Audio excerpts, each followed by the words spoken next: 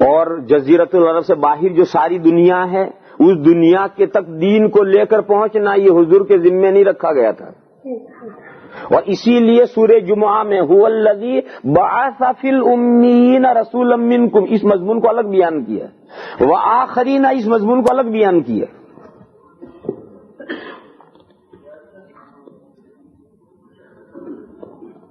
آخرین میں دین لے کر جانے کی ذمہ داری صحابہ پر رکھی گئی تھی.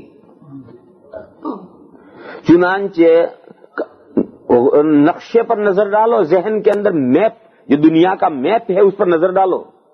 اس وقت امریکہ تو دریافت ہوا ہی نہیں تھا، امریکہ کا تو پتہ ہی نہیں تھا کہ یہاں آبادی تھی بھی یا نہیں تھی. غالباً اس بر اعظم میں آبادی تھی ہی نہیں، اس بر اعظم کو کوئی جانتا ہی نہیں تھا. امریکہ جو بر اعظم ہے شمال سے لے کر جنوب تک، اس کو تو چھوڑو، اسے تو کوئی جانتا ہی نہیں تھا، اس میں تو آبادی تھی ہی نہیں. اس کے علاوہ جو دنیا تھی اس دنیا کا میپ پر نظر ڈالو کہ جزیرت العرب ایسی جگہ پر واقع ہے کہ وہاں سے اگر ایک آدمی ویسٹ میں چلے اور ایک آدمی نارتھ میں چلے اور ایک آدمی ایسٹ میں چلے تو ویسٹ والا جب افریقہ کے کنارے پر پہنچے گا تو نارتھ والا یورپ کے کنارے پر پہنچے گا اور ایسٹ والا ایشیا کے کنارے پر پہنچے گا. یہ جزیرت العرب تینوں بر اعظموں کے سینٹر میں ہے. آسٹریلیا تھا ہی نہیں اس وقت، اس کا کوئی پتہ نہیں تھا، وہاں آبادی بھی نہیں تھا، ابھی تھوڑا دنوں میں آبادی ہوئی. اس وقت جو آباد دنیا تھی وہ آباد دنیا تین ہی بر اعظم تھے، ادھر ویسٹ میں افریقہ، ادھر نارتھ میں اوپر کی طرف نارتھ میں یورپ تک چلے جاؤ، یورپ بھی پورا آباد نہیں تھا. یورپ تو بعد میں جب مسلمانوں کے ساتھ لڑائیاں ہوئی اور یہ رومن امپائر فتح ہوئی تو مسلمانوں نے علاقہ فتح کر لیا تھی اور اوپر سے نارتھ کی طرف چلے گئے اور یورپ میں جا کر آبادیاں ہوئی. ورنہ یورپ میں بھی اس وقت آبادی نہیں تھی. ہاں ایسٹ میں ایشیا کی طرف آبادیاں تھی، چین تک آبادی تھی. تو جزیرت العرب میں سے تین آدمی چلیں گے، ایک ویسٹ میں چلے گا، ایک نارتھ میں چلے گا، ایک ایسٹ میں چلے گا. تو جب ایسٹ والا چائنا پہنچے گا تو نارتھ والا یورپ پہنچے گا اور ایسٹ والا افریقہ کے کنارے پہنچے گا. ایسی جگہ پر سینٹر میں نبی آخر الزمان صلی اللہ تعالی علیہ وسلم کو مبعوث کیا گیا اور وہاں ایک امت حضور نے تیار کر دی اور اس امت کے ذمے ساری دنیا تک دین لے کر جانا اس امت کے ذمے ڈال کر حضور دنیا سے تشریف لے گئے. حضور کی آنکھ بند ہونے کے بعد ایک دن صحابہ اپنے گھر چین سے نہیں بیٹھے.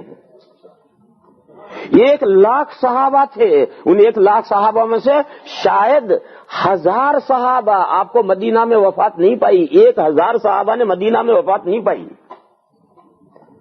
وہ 99,000 کہاں گئے؟ پوری دنیا میں پھیل گئے. کوئی ادھر افریقہ کی طرف نکل گیا، کوئی ادھر یورپ کی طرف نکل گیا، کوئی ادھر ایشیا کی طرف نکل گیا. یورپ کی طرف چلتے چلتے ایک جگہ تک جا کر رک گئے. آگے سردی بہت آ گئی اور اتنی سردی آ گئی کہ صحابہ آگے بڑھ نہیں سکے. اور یورپ کی افریقہ کی طرف پورا افریقہ آخری کنارے تک چلا گیا، المغرب الاقصی بالکل آخری کنارہ ہے، وہاں تک چلے گئے. اور ایشیا میں چائنا تک صحابہ کرام چلے گئے. اپنے ہندوستان میں کراچی پر، بھروچ پر، کیرالا میں صحابہ تشریف لائے. تو ساری دنیا کے اندر صحابہ کرام پھیل گئے اور فیملیاں لے کر گئے نہیں، تنے تنہا گئے ہیں اور گئے ہیں. بعض صحابہ لوٹ کر آئے ہیں، بہت سے صحابہ جہاں گئے وہیں بس گئے، وہیں شادیاں کر لی، وہیں ان کی اولادیں ہوئی، وہیں رہ گئے اور وہیں دین کا کام بڑھاتے گئے اور چلتے گئے. ہندوستان میں اسلام تو آیا ہے حجاج ابن یوسف اور عبد الملک ابن مروان کے زمانے میں، یعنی 125 سال گزرنے کے بعد. اسلام پر 125 سال گزرنے کے بعد حجاج ابن یوسف کے زمانے میں حجاج ابن یوسف کے بھتیجے محمد ابن قاسم نے جنگ کی. تو لڑائی تو اس ہوئی. اور اسلام کب پہنچا ہے؟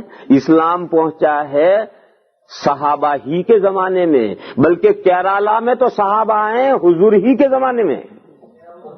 حضور اکرم صلی اللہ تعالی علیہ وسلم کے زمانے میں کیرالا میں تو صحابہ پہنچے.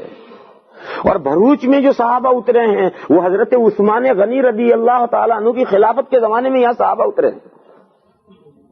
اور یہ جو بھروچ میں ایک گاؤں ہے بڑبوت، یہ بڑبوت ہے اصل میں بہار نبوت. اور اس بہار نبوت میں جو صحابہ پہلے اترے تھے ان کی قبریں یہاں ہیں، اور وہ چونکہ صحابہ کی قبریں تھیں تو اس کا نام تھا بہار نبوت، اور وہ بگڑتا بگڑتا بڑبوت ہو گئے۔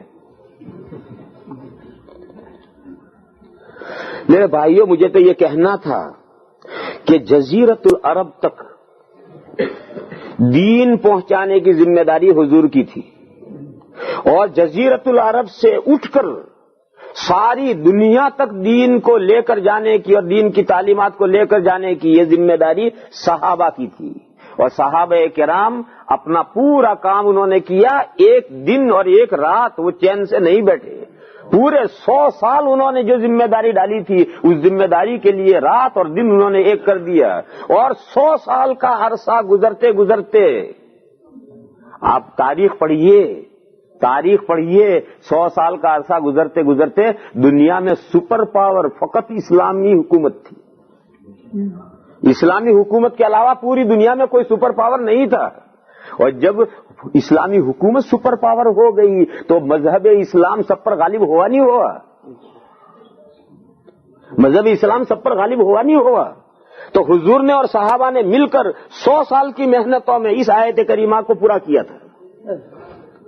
یہ جو اللہ نے فرمایا کہ هو الذی ارسل رسولہ بالہدی ودین الحق لیظہرہ علی الدین کلہ، سارے ادیان پر اسلام کو غالب کرنے کے لیے، دین حق کو غالب کرنے کے لیے اللہ نے اپنے رسول کو بھیجا ہے۔ تو رسول اکیلے وہ کام نہیں کریں گے، رسول اور رسول کی امتیں سب مل کر کے کام کریں گے، اور مہینے 2 مہینے، ہفتے 2 ہفتے، سال 2 سال،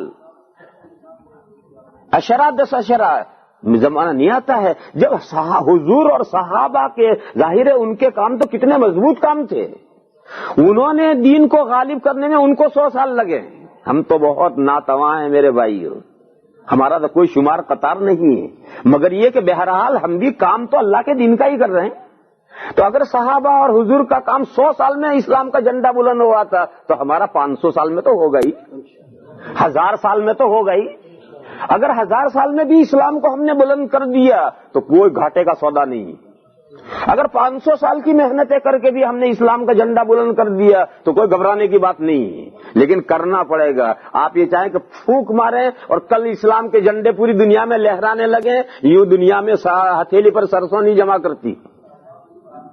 اس لیے میرے بھائیوں اٹھو، کون تیار ہے محنت کے لیے؟ یہ جو محنت دین کے پھیلانے کی محنت ہے، اس محنت کے لیے تیار کون ہے؟ لکھواؤ نام بھائی، لکھو کون نام لکھتا ہے کہ اس محنت کے لیے تیار کرو۔ اور جس ملک میں آپ ہیں ہر ملک کی ذمہ داری اس ملک کے لوگوں پر ہے، پھر سارے ملکوں کی مل کر ذمہ داری وہ دوسرے نمبر کی بات ہے۔ یہاں تو اللہ کے فضل سے آپ حضرات آئے ہیں اور یہ ملک پیاسا ہے، یہاں کے مسلمان بھی پیاسے ہیں، یہاں کے دوسرے لوگ بھی پیاسے ہیں، ان تک اللہ کے اس رحمت کے دین رحمت کو ان تمام انسانوں تک پہنچانا، غیر مسلموں تک پہنچانا، اپنے لوگ جو دین سے بے خبر ہیں اور دور ہیں اور غافل ہیں ان تک ان تعلیمات کو پہنچانا، یہ میرے بھائیوں اللہ کے رسول صلی اللہ تعالی علیہ وسلم کی امت کی ذمہ داری ہے، اور ہر ایک کو اس میں شیئرنگ کرنی ہے، حصے داری کرنی ہے۔ جو اس کے اندر حصہ لے گا اتنا ہی وہ خوش نصیب ہوگا۔ جی فرمائے بھی ماشاءاللہ، کون تیار ہے جی نقد اس مجمع سے انشاءاللہ اللہ کے راستے میں جانے کے لیے؟ على سيدنا ومولانا محمد وعلى آل سيدنا ومولانا محمد بعدد من استيقظ ونام اللهم صل وسلم وبارك على سيدنا ومولانا محمد وعلى آل سيدنا ومولانا محمد بعدد من قاد وقام۔ یا الہ العالمین ہماری خطاؤں کو معاف فرما، یا اللہ ہماری کوتاہیوں سے درگزر فرما، یا اللہ تیرے دین کے تعلق سے جو ذمہ داری ہم پر عائد ہوئی ہے یا اللہ ہماری اس میں جو کوتاہیاں ہیں اسے معاف فرما، یا اللہ ہماری ذمہ داریوں کو تیرے دین کے تعلق سے نبھانے کی اور پورا کرنے کی توفیق عطا فرما، یا اللہ ہمارے ذریعے سے دین کو پھیلا اور اے اللہ ہمارے اندر دین کو مضبوط فرما. یا اللہ ہمارے اندر، ہماری اولاد میں، ہمارے رشتہ داروں میں، ہمارے خاندانوں میں، ہمارے ملک میں یا اللہ ایمان اور اسلام کی بہاریں چلا. اور اے اللہ ساری دنیا میں تیرے حبیب صلی اللہ علیہ وسلم کے لائے ہوئے دین کی بہاریں چلا. یا اللہ ہمیں اس کا ذریعہ بنا، اور اے اللہ ہمیں دین کے لیے ہر طرح خدمتیں کرنے کی توفیق عطا فرما. یا الہ العالمین ہمارے گناہوں کو معاف فرما، ہماری کوتاہیوں کو معاف فرما، ہماری حسنات اور نیکیوں کو قبول فرما. یا اللہ اس مبارک مہینے میں ہمیں زیادہ سے زیادہ دین کے لیے محنتیں کرنے کی توفیق عطا فرما. یا اللہ اس مہینے کو وصول کرنے کی توفیق عطا فرما. یا اللہ تلاوتوں کی توفیق عطا فرما، نفلوں کی توفیق عطا فرما، تسبیحات اور درود شریف پڑھنے کی توفیق عطا فرما. یا اللہ ہماری دعاؤں کو اپنے فضل و کرم سے اور اپنے حبیب پاک صلی اللہ علیہ وسلم کی برکت سے قبول فرما.